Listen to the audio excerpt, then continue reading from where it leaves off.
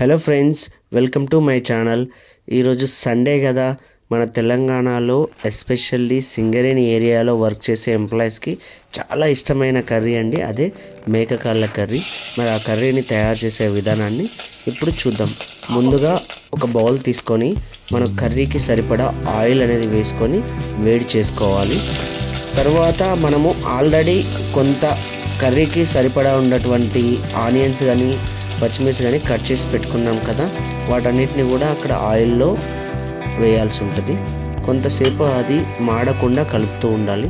తర్వాత కొద్దిగా పసుపు వేసి కొంచెం తిప్పిన తర్వాత కొంచెం అల్లం వెల్లుల్లి పేస్ట్ వేయాలి. కొద్దిసేపటి తర్వాత గరం మసాలా, దాంతోపాటు కొద్దిగా coriander powder, red chilli powder అంటే మనకు కారం పౌడరు, దాంతోపాటు కొంత కాశ్మీరీ చిల్లీ కూడా మనం కలపాలి. ఎందుకంటే కలర్ రావడానికి కాశ్మీరీ చిల్లీ వేయడం వల్ల కలర్ అనేది చూడడానికి చాలా బాగుంటుంది కర్రీ కూడా.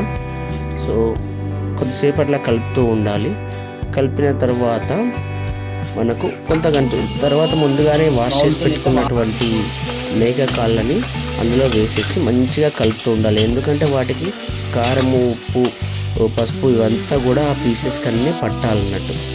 తర్వాత ఏం చేద్దాం, మిక్స్ చేసిన తర్వాత దాన్ని ఆ లిడ్ని తోటి ఆ కర్రీ బౌల్ని మనం క్లోజ్ చేయాలి.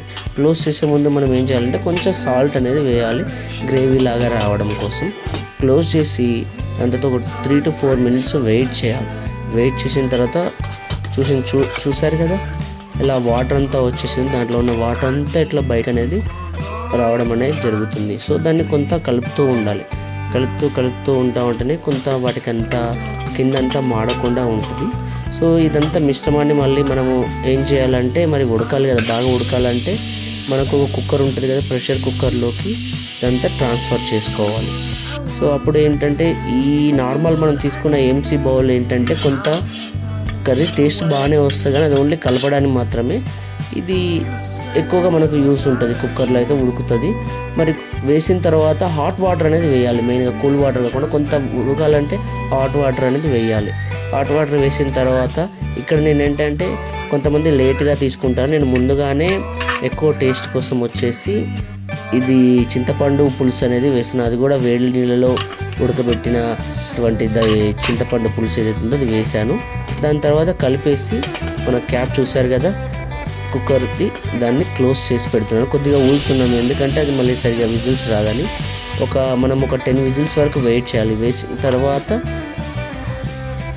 చూడండి ఇప్పుడు ఎలా వస్తుందో. అది 10 విజిల్స్ అయిపోయిన తర్వాత ఎట్లా అంటే బాగా ఉడకాలండి అది, ఎందుకంటే ఒక్కొక్కసారి కొంత అవి బాగా ఏజ్డ్వి ఉంటుంది మేకవి, లేకపోతే కొంత లేతది కూడా ఉంటుంది. దానివల్ల మనకి ఏంటంటే ఎక్కువ టైం కూడా పట్టవచ్చు. అందుకే ఒకసారి చెక్ చేసుకోండి. 10 విజిల్స్ తర్వాత అయిపోయిన తర్వాత ఉడికింది అని చూస్తే మనం కొంతగా పుదీనా కానీ కొరియాండర్ టేస్ట్ కోసం, స్మెల్ కోసము పుదీనా, కొత్తిమీర యాడ్ చేయాలి. కొంత గరం మసాలా, దాంతోపాటు కొరియాండర్, దాంతోపాటు కొంత సాల్ట్ అవసరం ఉంటే సాల్ట్ కూడా వేసుకోవాలి. ఎందుకంటే టేస్ట్ని చూసుకొని చెక్ చేసుకొని వేసుకోవాలి. ఎందుకంటే మనకు చూడండి ఎంత గ్రేవీ కనిపిస్తుందో. మనకు ముందుగానే నేను చెప్పినట్టుగానే మనము వాటర్ అనేది ఎంత క్వాంటిటీ అవసరం ఉందో అంత క్వాంటిటీ వేసుకోవాలి. టేస్ట్ కోసం అయితే చింతపండు అనేది వేసుకోవడం మర్చిపోకండి. నచ్చితే లైక్ చేయండి, షేర్ చేయండి, సబ్స్క్రైబ్ చేసుకోవడం మర్చిపోకండి. Thanks for watching. Please subscribe to my channel.